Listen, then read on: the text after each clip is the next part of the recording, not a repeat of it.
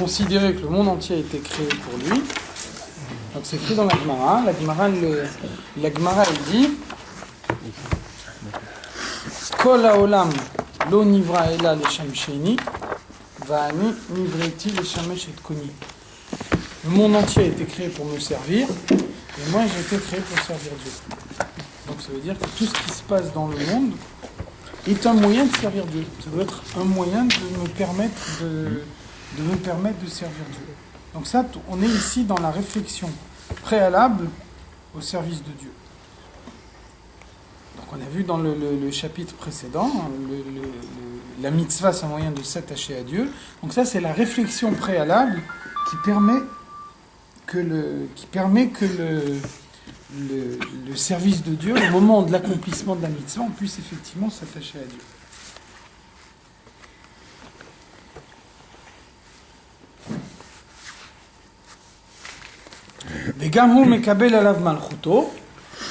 Donc après s'être dit que le monde entier existe pour moi et que moi j'ai été créé pour servir mon Créateur, donc ensuite il faut accepter la royauté de Dieu.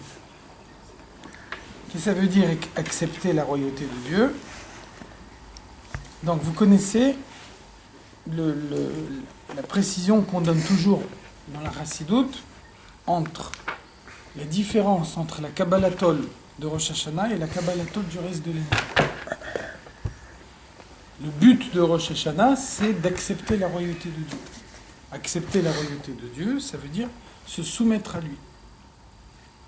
Accepter la royauté, ça veut dire accomplir pleinement la volonté. Le verset il dit Bidvar Amelech Shilton, le pays est gouverné par la parole du roi. Ça veut dire que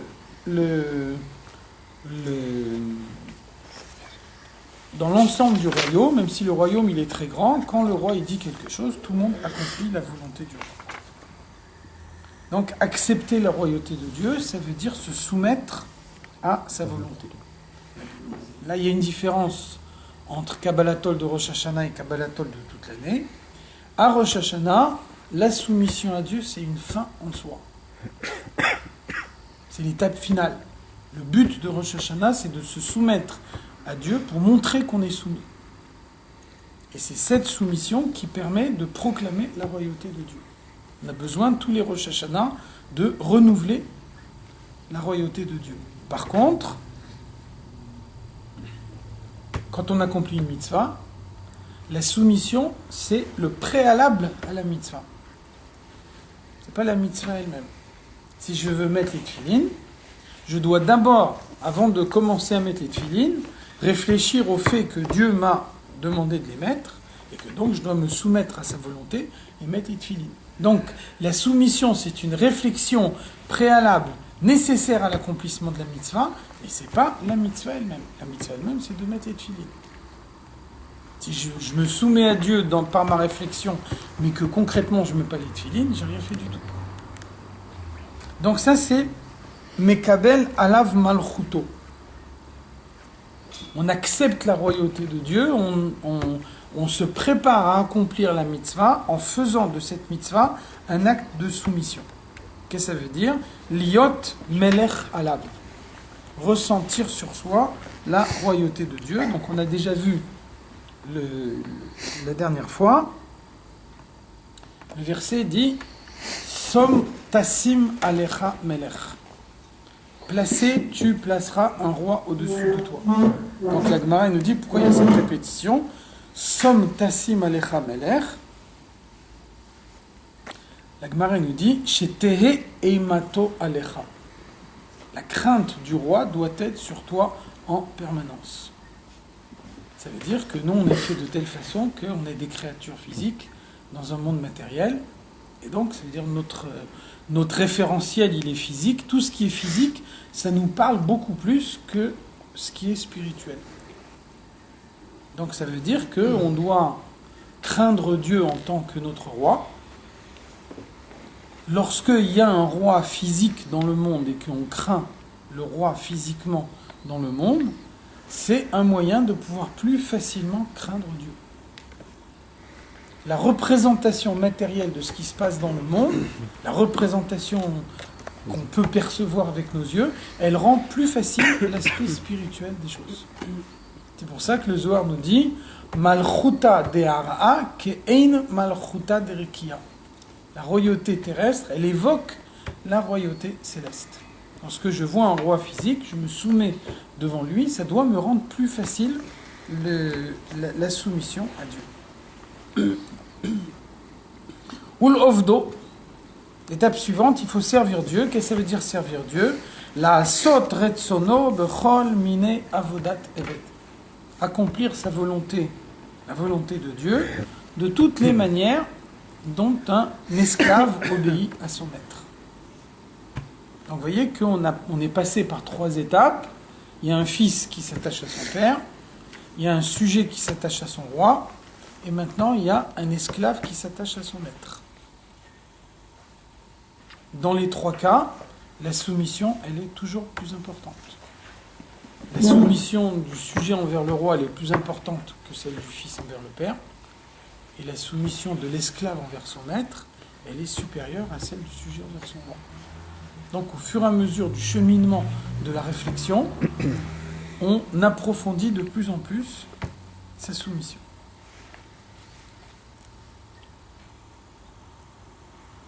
Veine, donc c'est quoi la conséquence de tout ce qu'on vient de dire? C'est quoi l'idée? Hachem nitzav alav. Vous voyez que ça c'est un des 12 psukim que le rabbi demande d'enseigner aux enfants. Donc là on est vraiment dans les parties les plus importantes du Tanya. Hachem nitzav alav. Dieu se trouve en face de lui en permanence. On a vu la Gemara qui nous dit En Adam chote ela imken nichnas bo ruach shtut. Un homme qui fait une avéra, au moment où il fait la avéra, il n'est pas en possession de tous ses moyens. Il ne se rend pas compte, il perd la conscience de la conséquence de ses actes.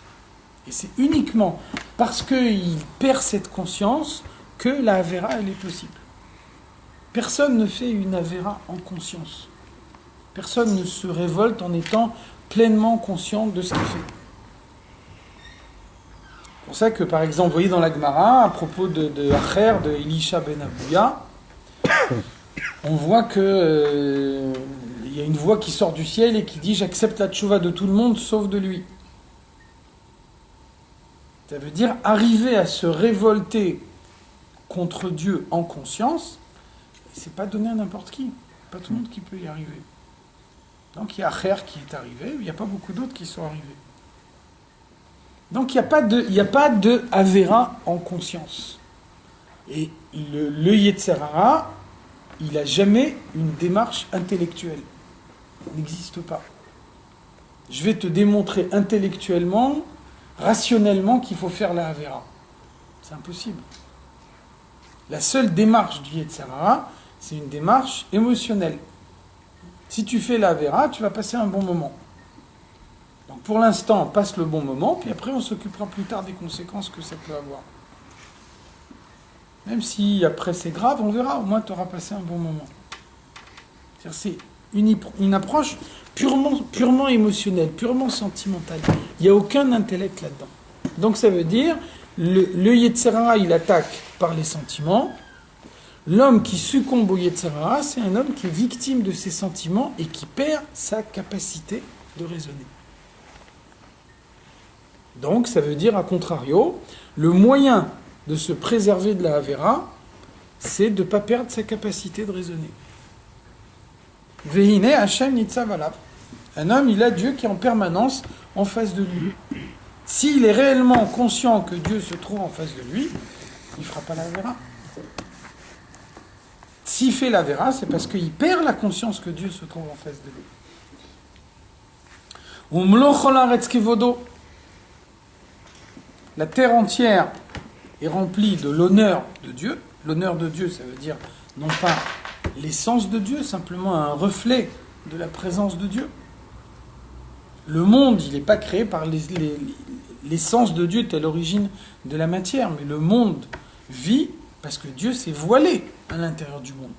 Donc dans le monde entier, la vitalité, elle vient seulement d'un reflet de la présence de Dieu. Donc pour le monde entier, pour tout l'univers, Dieu se contente uniquement d'un reflet de lui-même. Par contre, quand il s'agit d'un juif, Mabit alav, Dieu il est en face de lui en train de le regarder. Ou Bochen Klayod Valev, il sonde ses entrailles et son cœur, Im Ovdo Karaoui, pour savoir si il le sert de la manière qui convient. Vous voyez bien que si on réfléchit de cette façon-là, la Avera devient impossible. Quelqu'un qui est conscient qu'il a Dieu en face de lui, Dieu il le regarde, Dieu il le regarde en permanence. Le monde entier, Dieu il le regarde pas, il lui envoie seulement un reflet de lui-même, un reflet de Dieu, il suffit pour faire vivre le monde entier. Par contre, un juif, chaque juif en particulier, Dieu il le regarde. Avec toute son essence, Dieu il le regarde. Ça permet de mesurer le poids de la Avera. Une Avera, ça veut dire je ne tiens même pas compte du fait que Dieu me regarde et en sa présence, je fais la Avera. Qu'est-ce qu'on fait du voleur qui demande à Dieu de l'aider s'il s'envole ? Justement, au contraire, c'est exactement ce qu'on dit ici. Pourquoi le voleur il peut demander à Dieu de l'aider pour voler ? En même temps, il est conscient. Parce qu'il n'est pas conscient, il n'est pas lui. conscient qu'il est en train de faire une Avera. Il demande à Dieu. Il demande à Dieu, ça veut dire qu'il est sincèrement convaincu que Dieu peut l'aider. Il est sincèrement convaincu que Dieu peut faire en sorte qu'il arrive à voler. Ferme-moi les yeux. Maintenant, quand il demande à Dieu de l'aider à voler, ça veut dire quoi ? Ça veut dire qu'il n'est pas conscient de la présence de Dieu devant lui.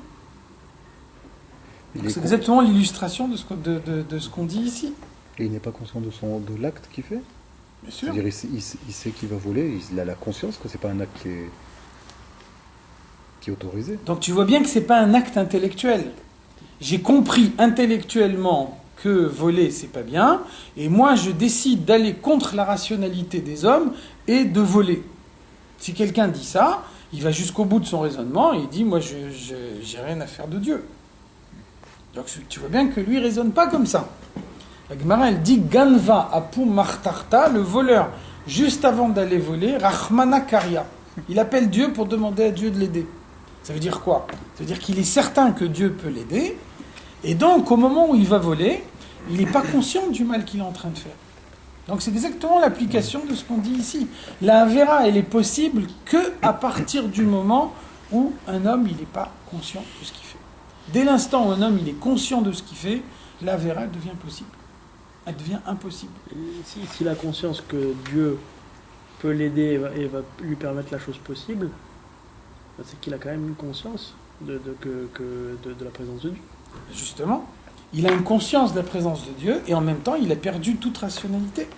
Parce qu'on ne peut pas demander à Dieu de l'aider pour faire quelque chose qui va contre la volonté de Dieu. Donc au moment où je dis Dieu aide-moi à voler, fait que je ne me fasse pas attraper au moment où je vais voler, ça veut dire que je m'écarte de la rationalité. La rationalité, elle ne permet pas ce genre de raisonnement. Oui, deux choses contradictoires. Il y a deux choses contradictoires, et donc on ne ressent pas la contradiction qu'il y a dans le raisonnement. C'est bien la preuve qu'il n'y a jamais une démarche intellectuelle dans la Avera. Ça n'existe pas. C'est impossible. Et donc, puisqu'il n'y a pas de démarche intellectuelle dans la Avera, eh ben ça veut dire que le moyen de se préserver de la Avera, c'est justement les démarches intellectuelles. Donc vous comprenez la phrase qui revient plusieurs fois dans le Tanya, Mohar Shalit Alalev, le cerveau doit diriger le cœur, la compréhension dirige les sentiments, et donc le fait que la compréhension elle a une place prépondérante dans la Chassidoute Chabad, à la différence d'autres approches même de la Chassidoute, où on ne donne pas peut-être à la compréhension intellectuelle une telle place. Donc vous voyez pourquoi la Chassidoute Chabad elle souligne à ce point-là l'importance de l'intellect, c'est parce que c'est le seul véritable rempart contre la faute. Un homme qui s'écarte de la volonté de Dieu, c'est un homme qui perd sa rationalité. C'est impossible d'accomplir, d'aller contre la volonté de Dieu en conservant sa rationalité. C'est absolument impossible. Donc ça veut dire que dès l'instant où on conserve sa rationalité, on est sûr de ne pas s'écarter de la volonté de Dieu. Donc on a un moyen, entre guillemets, simple d'y parvenir. Ve'alken, tzarich la'avod lefanav be'ima ou bi'ira. Donc ça veut dire qu'un homme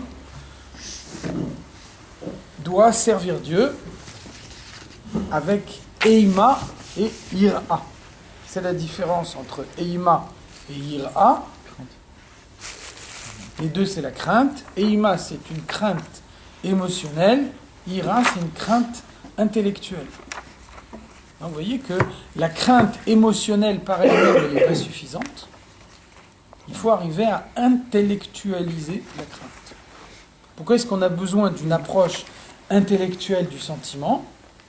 Parce que s'il n'y a pas d'approche intellectuelle, la nature même d'un sentiment, c'est d'être éphémère. Le sentiment, il est par nature éphémère. Il n'y a pas d'élément de stabilité dans un sentiment. Un jour, vous aimez quelque chose, c'est tout à fait possible que le lendemain, vous ne l'aimez plus. Et on peut avoir un sentiment d'amour envers nos enfants, ça c'est pas éphémère. C'est pas un sentiment uniquement naturel, c'est un sentiment qui est sous-tendu par une compréhension. Même l'enfant quand il aime son père, il y a aussi une approche intellectuelle.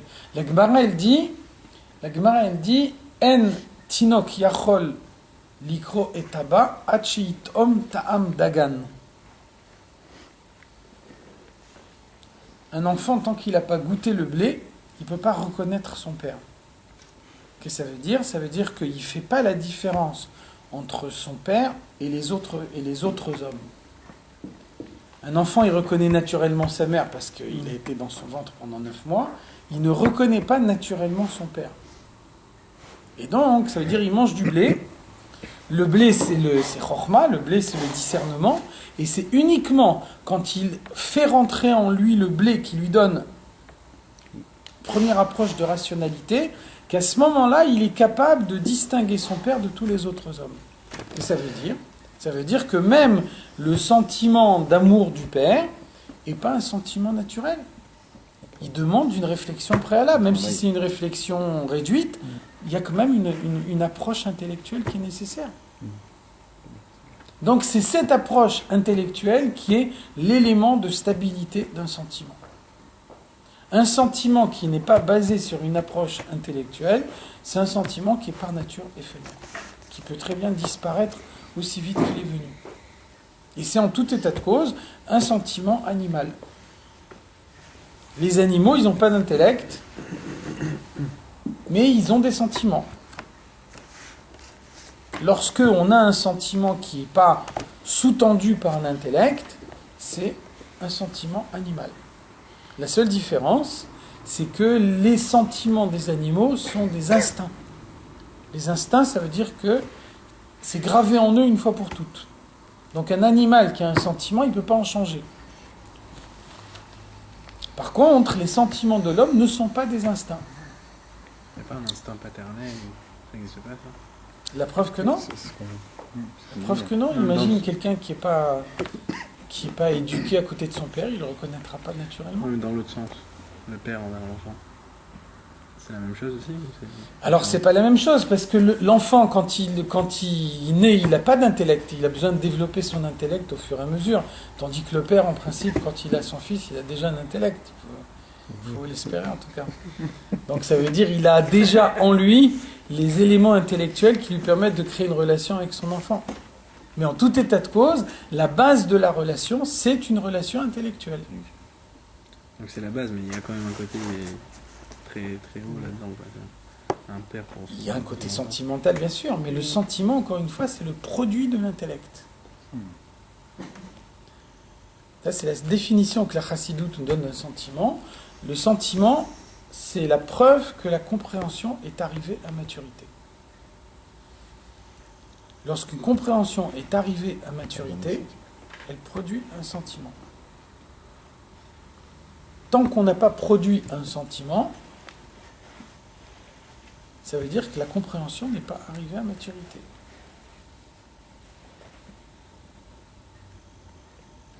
Essayez de comprendre une idée qui vous touche, pour une raison ou pour une autre. Si vous êtes vraiment touché par une idée, cette idée, elle est acquise une fois pour toutes en vous. Qu'est-ce que ça veut dire toucher ? Toucher, ça veut dire que vous avez compris cette idée suffisamment profondément pour réveiller en vous un sentiment. Inversement, étudier une idée pour passer un examen. Ça veut dire que ce n'est pas l'idée elle-même qui vous intéresse, c'est l'examen. L'idée par elle-même, elle vous fait ni chaud ni froid. Mais vous avez besoin de cette notion pour passer l'examen. Donc vous allez étudier l'idée de telle façon que l'idée ne va pas réveiller un sentiment en vous. Qu'est-ce qui se passe ? 15 jours après l'examen, vous avez tout oublié. Pourquoi vous avez oublié l'idée ? Parce qu'au moment où l'idée elle est rentrée en vous, elle n'a pas créé un sentiment. Donc elle n'est pas arrivée à maturité. Donc elle n'est pas en vous dans une façon mûre. Donc elle peut disparaître comme elle est venue. Un sentiment, c'est comme un saut. Un sentiment, c'est le produit final. C'est le produit final de l'intellect. Si j'ai réellement compris la grandeur de Dieu, je dois ressentir en moi un sentiment d'amour pour Dieu. Si par exemple je dis, j'ai bien compris ce que c'est que la grandeur de Dieu, je comprends parfaitement cette notion-là, je sais exactement ce que ça veut dire, mais ça me fait ni chaud ni froid. Dans mon comportement courant, je ne changerai pas ma vie pour ça. Alors ça ne veut pas dire j'ai compris mais je ne ressens pas. Ça veut dire je ne comprends pas. Ma compréhension n'est pas arrivée à maturité. Si ma compréhension était arrivée à maturité, je ne peux pas rester indifférent par rapport à une idée pareille. Donc si je dis j'ai bien compris, mais ça me fait ni chaud ni froid, je reste ce que j'étais avant. C'est qu'en réalité, j'ai pas compris. Donc c'est ça un sentiment. Le sentiment, c'est la preuve que la compréhension est une véritable compréhension. Donc s'il n'y a pas de sentiment, il n'y a pas de compréhension. S'il n'y a pas de compréhension, ça veut dire qu'on est encore en cours de compréhension. S'il n'y a pas de sentiment, ça veut dire qu'il faut encore approfondir la compréhension. Donc le sentiment, il est la preuve de la compréhension. Absolument. C'est pour ça que, ça c'est une idée très importante, on vous dit dans la Torah, Ve'ahavta. Ve'ahavta et Hashem Elokecha. Ve'ahavta l'ereacha kamocha. On pose toujours la question dans la Chassidut, comment je peux donner un ordre à quelqu'un d'aimer ? Ou j'aime pas. Si j'aime pas, j'aime pas. On peut me dire, bien que tu l'aimes pas, fais comme si tu l'aimais. Et on peut pas dire, je t'ordonne de l'aimer. Je l'aime pas. Donc, qu'est-ce que ça veut dire Ve'ahavta ? Ve'ahavta, ça veut pas dire tu dois aimer. Ça veut dire tu dois étudier ce qui provoque en toi l'amour. Et sur ça, on peut donner un ordre. Réfléchis à la grandeur de Dieu. Si tu réfléchis à la grandeur de Dieu, en fonction de ce que tu étudies dans la Torah, alors tu vas ressentir l'amour de Dieu. Si tu ne ressens pas l'amour de Dieu, ça veut dire que tu n'as pas suffisamment étudié, donc étudie plus. Et quand, à force d'étudier, tu vas arriver à un moment où ta compréhension elle sera à maturité, là, ça va provoquer le sentiment, et là, tu aimeras Dieu. Donc, il faut bien comprendre, Ve'ahavta, ce n'est pas une mitzvah du sentiment, c'est une mitzvah intellectuelle. Comment c'est possible qu'une personne qui a aimé Dieu une fois, il puisse rejeter Dieu ensuite, puisque en fait c'est quelque chose qui est intégré? Parce que, encore une fois, le sentiment est par nature éphémère. Donc qu'est-ce qui fait que le sentiment il est stable? Le sentiment il est stable quand il est nourri par une compréhension. S'il n'est pas nourri par une compréhension, il redevient éphémère. Et à ce moment-là, je peux le perdre. Mais si au préalable... Celui qui a aimé, vraiment, en passant par le biais d'une compréhension, ne peut plus jamais rejeter. Si, alors, parce que j'ai étudié il y a 20 ans, il y a 40 ans, quand j'étais jeune, et puis après j'ai arrêté d'étudier. Et donc voilà, je vis sur mon acquis intellectuel de l'époque, qui s'estompe au fur et à mesure. Et puis après, ça arrive un moment où ça s'est suffisamment estompé pour que maintenant, le sentiment, il s'en va. Il est disparu. Donc la réflexion intellectuelle, elle ne s'inscrit pas dans le temps. Non. autant qu'on ait compris quelque chose, si La réflexion on intellectuelle, c'est un processus permanent. permanent. Bien sûr, Si on c'est n'entretient pas ça, C'est on absolument, peut avoir une bien sûr. descente. Bien sûr, c'est un processus permanent. Ça veut dire que on dit toujours, justement, on dit même dans Yom Yom, un voleur, c'est pas quelqu'un qui sait voler, c'est quelqu'un qui vole effectivement. Un lamdan, c'est pas quelqu'un qui sait étudier, c'est quelqu'un qui étudie effectivement. C'est là-dessus. Ça veut dire que quelqu'un qui a beaucoup étudié quand il était jeune, mais après il a tout arrêté, il ne sera rien. L'étude, elle intervient dans le comportement que dans la mesure où c'est un processus permanent. Mais le conseil, c'est de jamais quitter l'étude, quoi, pour C'est pouvoir clair, c'est évident, bien sûr. jamais imaginer qu'il y a de l'acquis. C'est Il n'y a rien qui est acquis définitivement. c'est pas qu'il restera rien, parce qu'il reste quand même une notion qui a été intellectualisée et tout, elle était bien enregistrée, bien comprise, quelqu'un qui a étudié, et d'un coup avec les années on s'aperçoit que ça s'est perdu, mais ça reste quand même. Il est capable, 20 Si ans on te plus tard, demande de il est refaire, capable- il est de capable. refaire les démonstrations mathématiques que tu faisais au lycée, je ne suis pas convaincu que tu arriveras à tous les refaire. Hein. Pourtant, à l'époque, tu les as peut-être très bien comprises. Mais avec le temps qui passe, si C'est pareil pour l'étude de la la Torah. plupart d'entre nous ont repassé notre permis de conduire aujourd'hui, Oui. je suis pas sûr qu'on l'aurait. C'est valable aussi pour la Torah, pour l'étude Bien de la sûr. Torah, pareil. Bien sûr, ça marche de la même façon. Ça veut D'accord. dire que l'intellect qui n'est pas nourri, il se tarit. C'est pour ça que l'étude, c'est une activité permanente. C'est pour ça qu'on dit qu'il ne faut pas étudier 100 fois, mais 101 fois. Bien sûr, C'est en bien permanence. sûr. Il y a un effort permanent. Et d'abord, c'est un besoin. Parce que le processus intellectuel, il est en marche. On ne peut pas se contenter de ce qui a été acquis une fois. Dans la chassidoute aussi, on explique, ça c'est la relation qu'il y a également entre l'intellect et la émouna. La chassidoute, elle nous dit, qu'est-ce que c'est la émouna? La émouna, c'est ce qui me permet de faire ce que j'ai pas compris avec autant d'intensité que si je l'avais comprise. Donc, qu'est-ce que ça veut dire? Ça veut dire qu'un enfant qui vient de naître ou qui commence à aller à l'école, il n'a rien étudié du tout. Donc lui, il fait tout par émouna. Il va commencer à étudier. Au fur et à mesure qu'il étudie, il y a des choses qu'il faisait au préalable par émouna qu'il va commencer à faire par compréhension. Ça ne veut pas dire qu'il va arriver à faire disparaître totalement sa émouna. Il ne peut pas tout comprendre.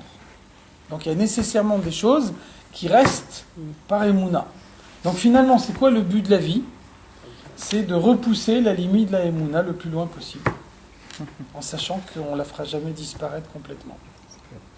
Un homme, au début de sa vie, il fait tout par émouna, et puis au fur et à mesure qu'il avance dans son existence, il étudie.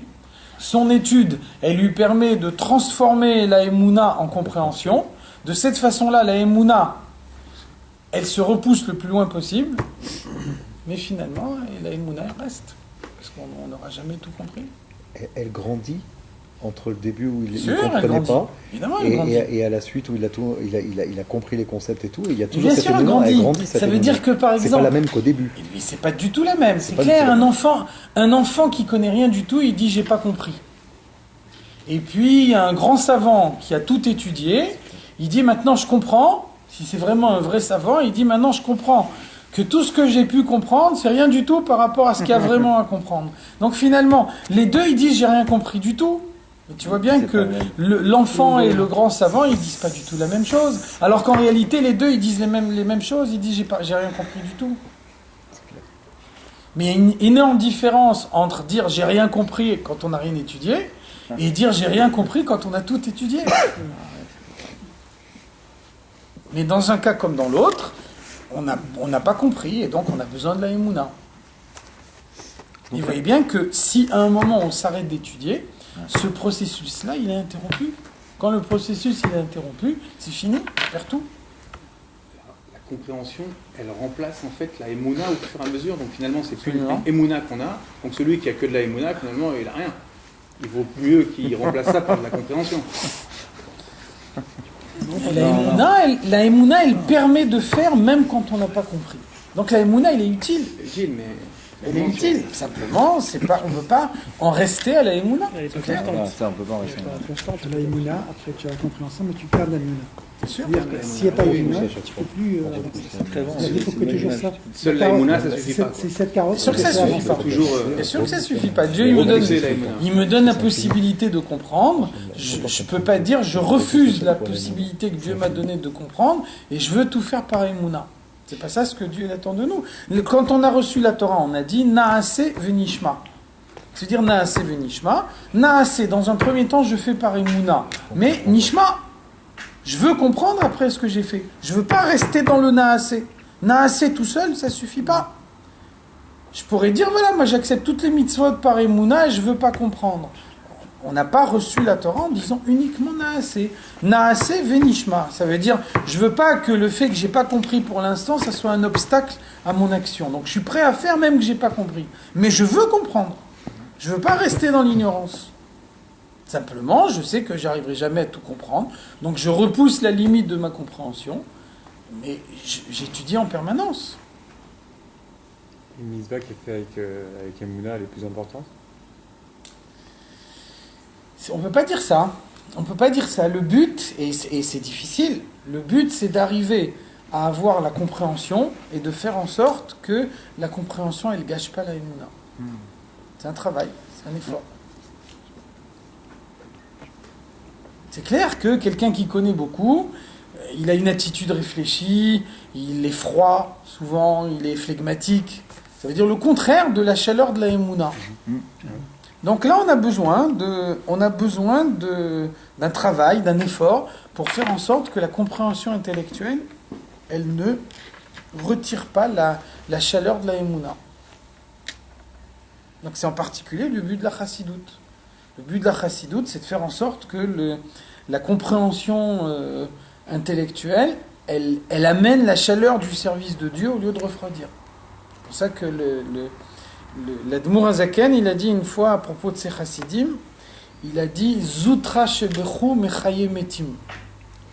Le plus petit d'entre vous, il est capable de faire revivre les morts. Donc les chassidim, il y en a qui ça veut dire. Est-ce que nous, on est capable de faire revivre les morts? Donc l'Admour Emtsaï, il a expliqué, il a dit l'intellect, par nature, il est mort. L'intellect, il est froid. C'est froid. Tout le but de l'intellect, c'est de donner une démarche froide. Donc le but de la chassidoute, c'est que la compréhension de la chassidoute, au lieu de refroidir, elle réchauffe. On prend l'intellect qui est là pour refroidir, et on utilise l'intellect pour réchauffer. Donc ça s'appelle mechaya metim.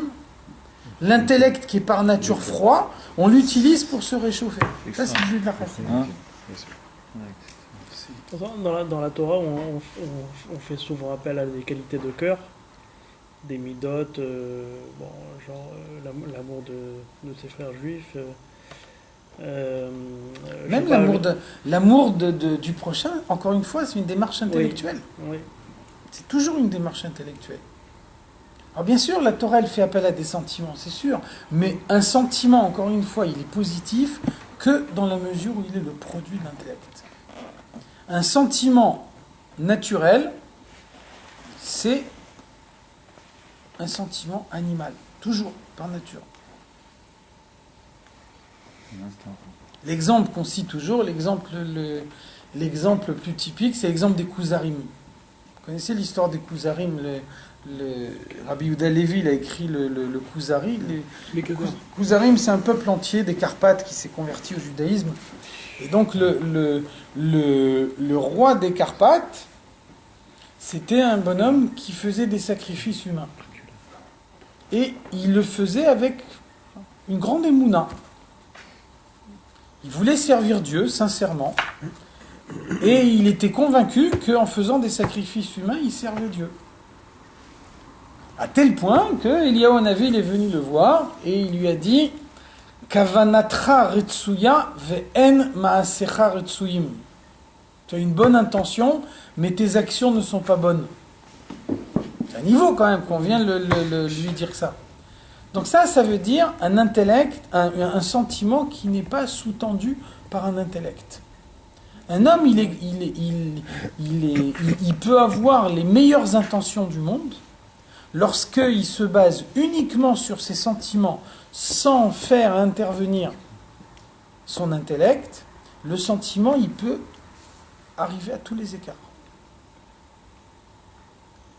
Donc c'est pas l'intention qui compte. Alors, encore une fois, il faut faire en sorte que l'intellect ne gâche pas la bonne intention. Mais d'un autre côté, l'intention toute seule, elle n'est pas suffisante. Elle n'est pas suffisante pour la raison qu'on vient de voir ici. C'est l'intellect qui me permet d'être en état de conscience permanente. Lorsque je mets mon intellect de côté, je suis en danger. Lorsque je fonctionne sur mes sentiments, je suis en danger. Parce que j'ai plus mon intellect, donc je perds mon objectivité, j'ai plus de méthode de raisonnement, je peux aboutir à n'importe quoi. Justement, par exemple, j'ai mon intellect et je pense mal, donc j'ai un mauvais sentiment. Enfin, j'éprouve peut-être pas le bon sentiment. Ça veut dire quoi que j'ai un mauvais sentiment? Ça veut dire que j'ai pas l'idée qu'il faut dans ma tête. J'ai pas l'idée qu'il faut dans ma tête. Je raisonne pas de la manière dont je devrais raisonner. Un juif simple, il aime moins Dieu qu'un juif... Un juif simple, il a un amour naturel de Dieu, mais Dieu veut qu'on étudie la Torah. Dieu veut qu'on ait la connaissance. Alors, d'un côté, la connaissance, elle amène la froideur de l'intellect. Ça veut dire qu'on ne peut pas se passer de l'étude, parce que c'est Dieu qui nous demande d'étudier. Et on a besoin également d'un effort qui accompagne l'étude pour que l'étude, elle ne retire pas cet enthousiasme naturel. On a besoin des deux à la fois.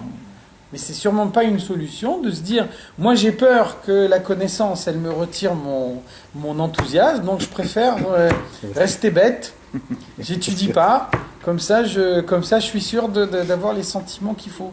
Dès l'instant où on est capable de se dire ça, c'est que ça marche plus. Et sur quoi tiennent ceux qui font que étudier sans avoir de chayot? Ça, il faut leur demander. Ils ont choisi. Je sais pas. D'accord. On fait un bain de Riout. C'est quoi? Tu as dit quoi? Riout? Sans justement ce qu'apporte... Je sais pas, je veux dire, l'intellect à lui tout seul, même plus encore, moi je dirais, est-ce que Dieu il nous a tous créés pour qu'on soit des gaonim? Voilà.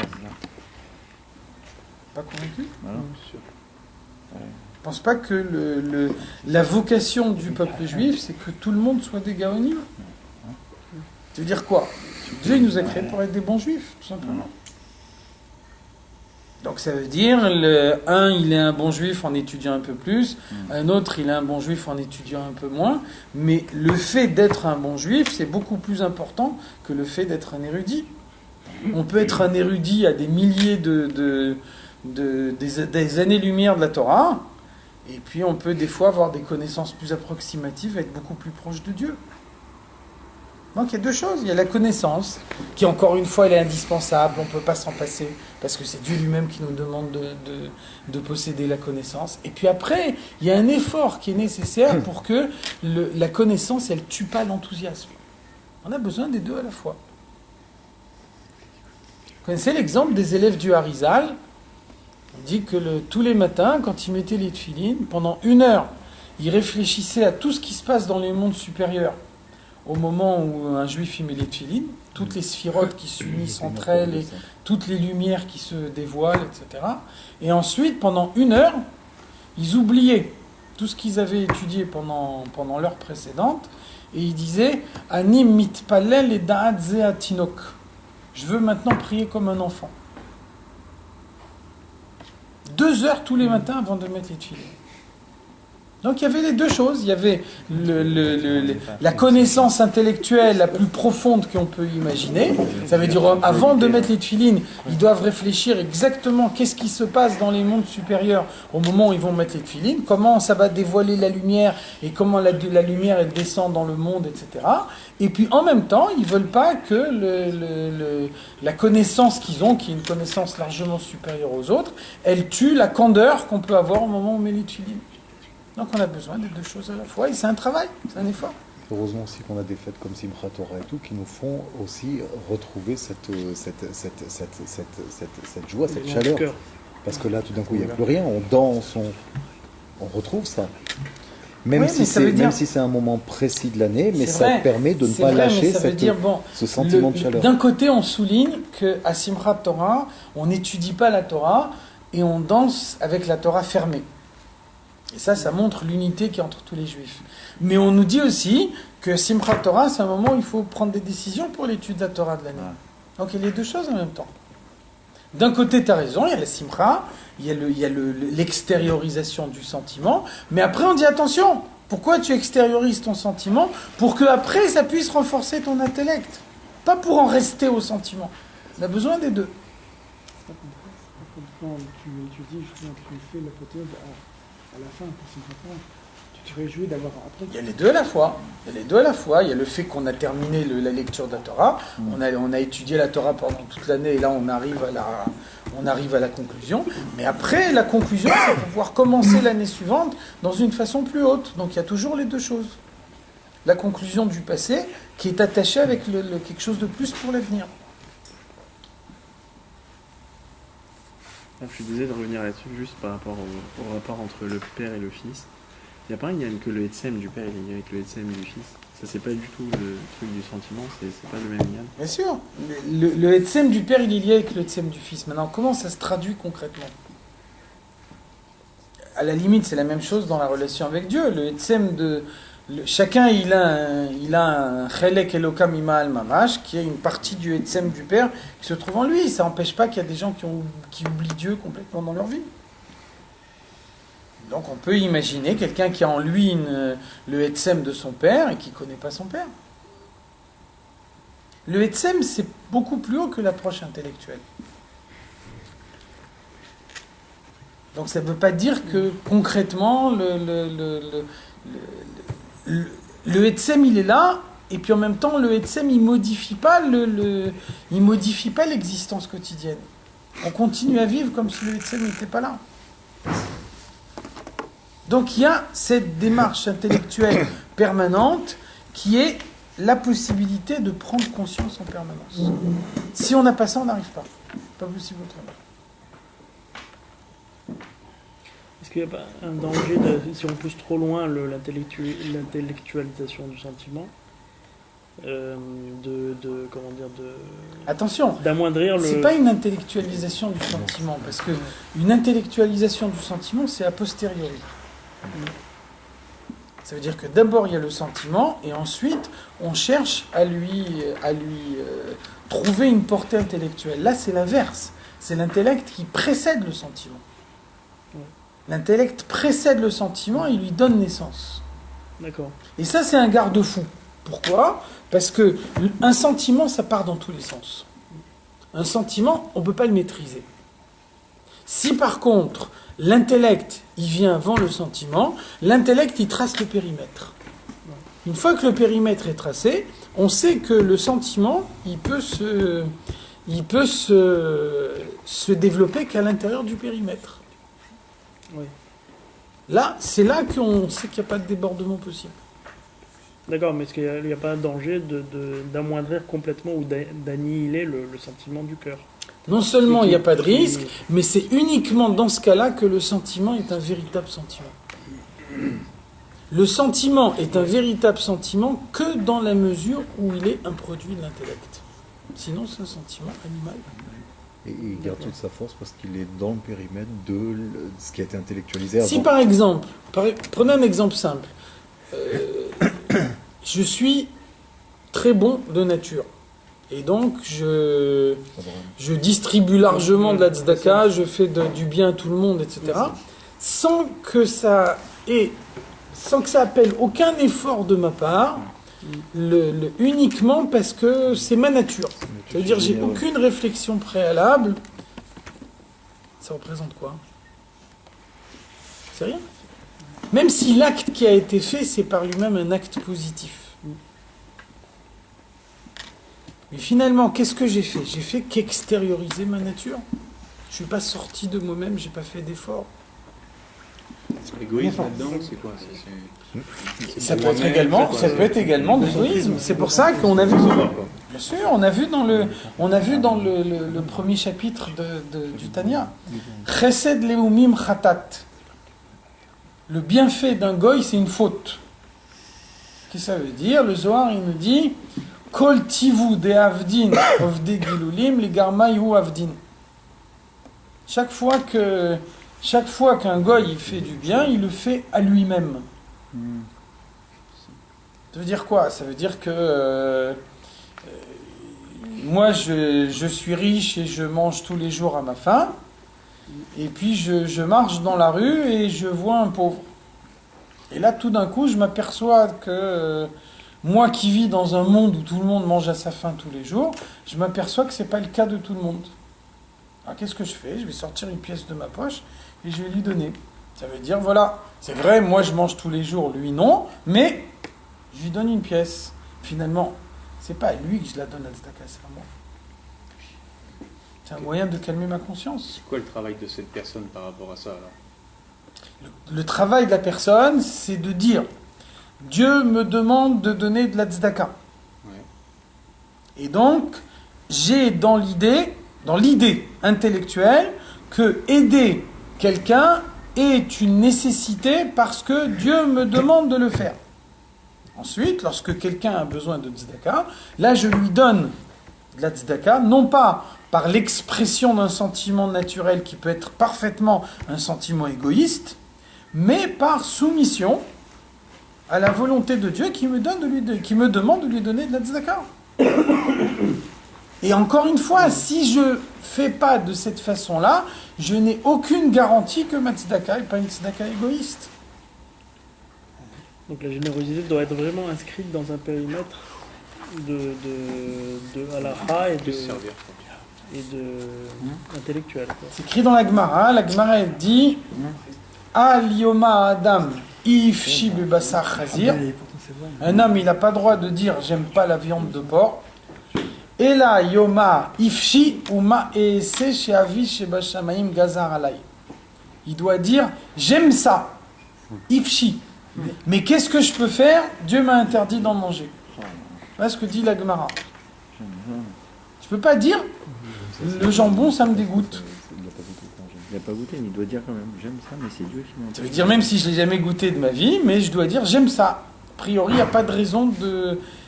Je peux pas dire que j'ai une répulsion naturelle pour cette viande-là.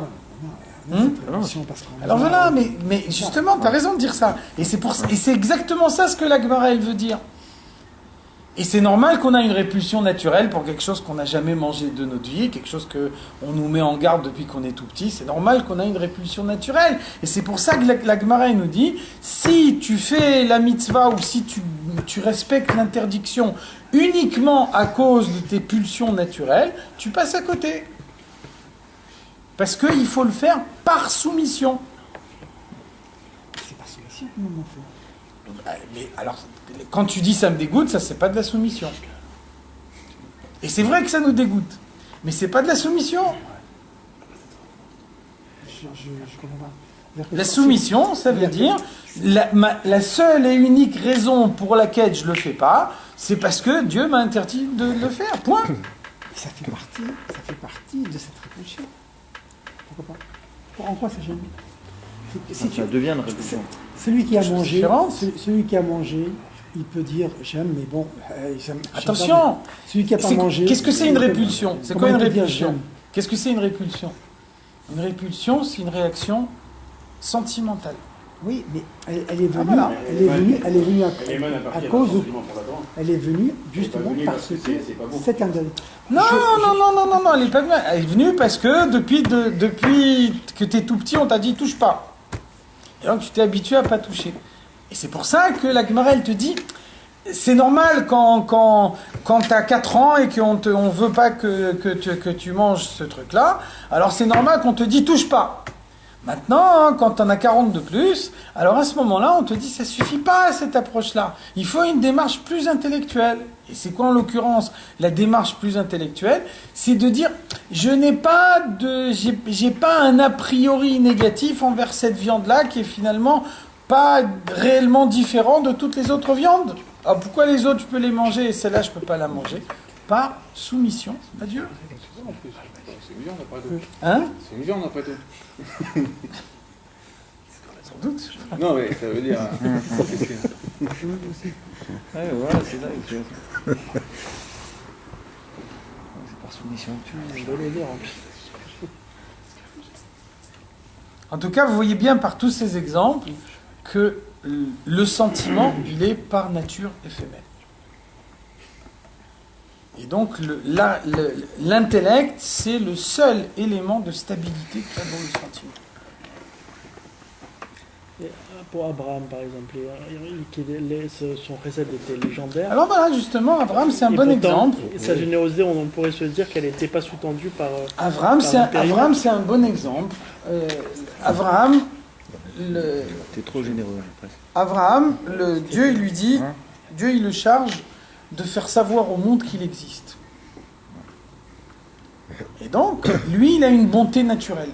Comme il a une bonté naturelle, et qu'il reçoit une mission de faire savoir au monde que Dieu, il existe, donc, il utilise sa bonté naturelle pour faire savoir au monde que Dieu existe. Donc, qu'est-ce qu'il fait? Il reçoit des invités chez lui à la maison, et puis il leur donne à manger, puis après il leur dit, maintenant, vous faites le Birkat Hamazon.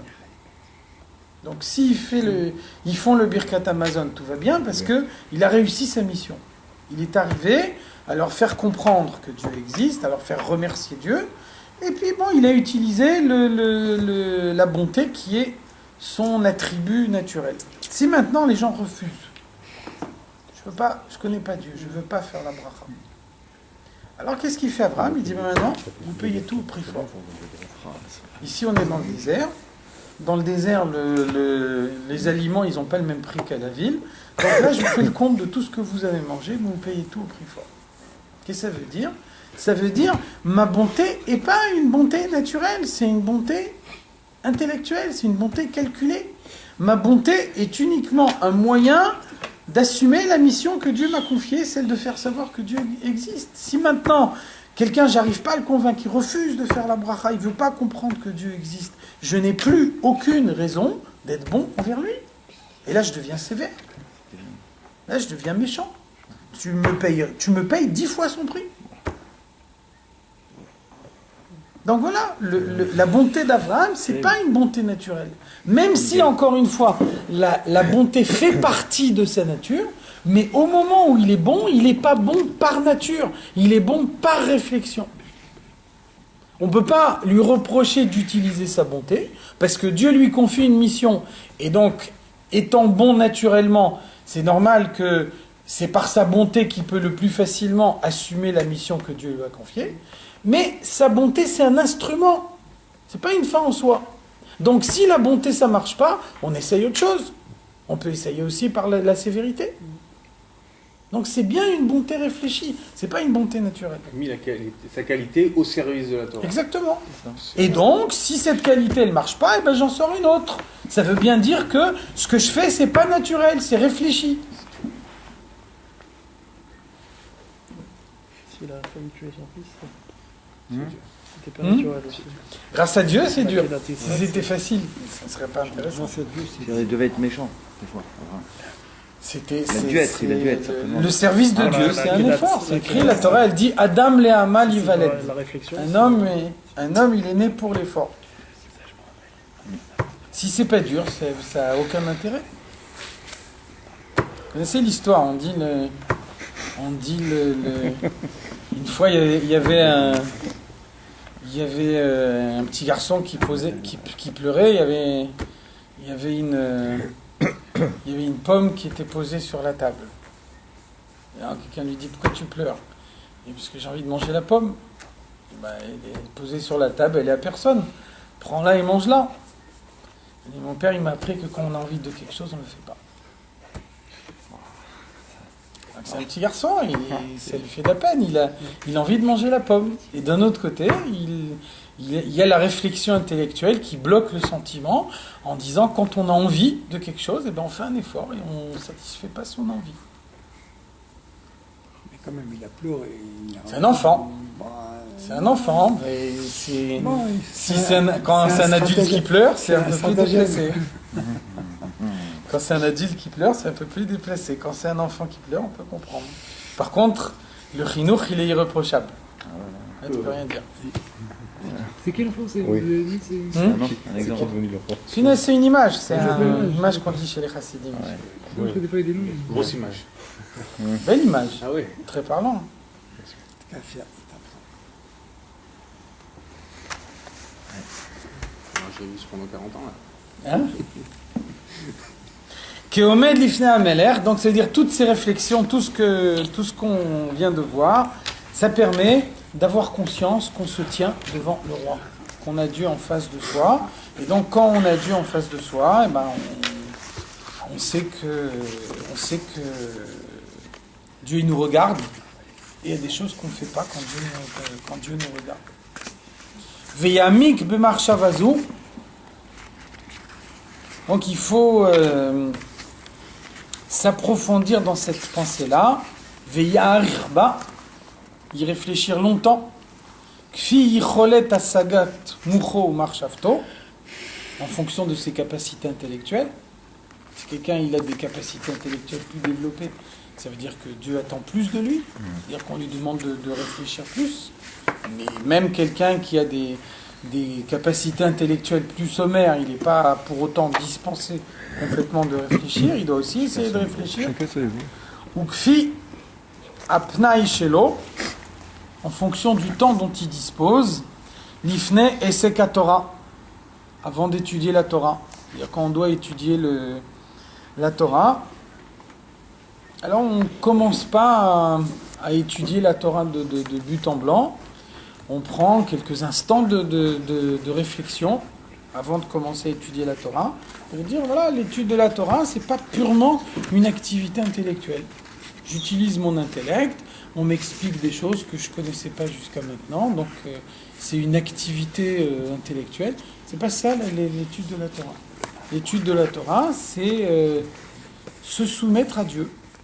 Ça veut dire, j'écoute pas la Torah comme j'écouterais n'importe quelle autre science, n'importe quelle autre discipline. Je suis conscient que ce que je lis dans le livre, ce qu'on m'explique maintenant, c'est la parole de Dieu. C'est quelque chose qui vient directement de Dieu. Et donc, je le reçois de telle façon que ça me permet de m'attacher à Dieu. Donc, mon approche, elle est différente. La manière dont je m'attache à Dieu en écoutant ce qu'on m'explique, elle est différente. Au un mitzvah, c'est valable également avant d'accomplir la mitzvah. Kimo, par exemple, l'ifne le vishat talut ou tfilin. Avant de mettre le talit et le tfilin, vous voyez que avant de mettre le talit, on a l'habitude de le porter sur l'épaule pendant quelques instants. On ne le met pas de but en blanc. D'abord, on porte le talit sur l'épaule pendant quelques temps, et puis après, on met le talit. Donc, c'est une des raisons. Pendant le temps qu'on a le talit sur l'épaule, c'est le moment d'avoir toute cette réflexion qui est définie ici par le Tanya. Donc, souvent, je disais l'autre fois, le rabbi a demandé en Yichidut ou dans des lettres d'étudier le début du chapitre 41 par cœur. Et donc, en général, le rabbi demandait de l'étudier jusqu'à ces mots-là. L'ifne, les vishat, talit, tout fini. C'est ça, c'était depuis le début du chapitre jusque-là, c'est le passage du chapitre 41 que le rabbi conseillait d'apprendre par cœur, parce que, justement, c'est là qu'on nous explique quelle est la réflexion qu'on doit avoir en permanence, quelle est la prise de conscience qu'on doit avoir en permanence. Donc c'est clair que pour faciliter la prise de conscience, il vaut mieux avoir en permanence dans son esprit ces mots-là, les connaître par cœur, ce qui fait que avant d'accomplir la mitzvah, ou bien si à un moment on sent que le Yetzer Hara il a une emprise un peu plus forte qu'à un autre moment. Donc répéter ces mots-là dans sa tête à ce moment-là, ça peut être un moyen de mieux accomplir la mitzvah, de mieux étudier la Torah, ou alors de se maîtriser à un moment où on est attaqué d'une certaine façon par le Yetzer Hara. Donc ça, là on est vraiment dans l'aspect pratique des choses. Qu'est-ce qu'on appelle le service de Dieu d'après la Chassidoute? De quelle manière on doit aborder l'étude de la Torah, la pratique de la mitzvah? Quelles sont les idées qu'un homme doit avoir en permanence dans la tête pour pouvoir ne pas s'écarter du service? Voilà. Ça va être. Je vais commencer à répondre. D'accord. Hein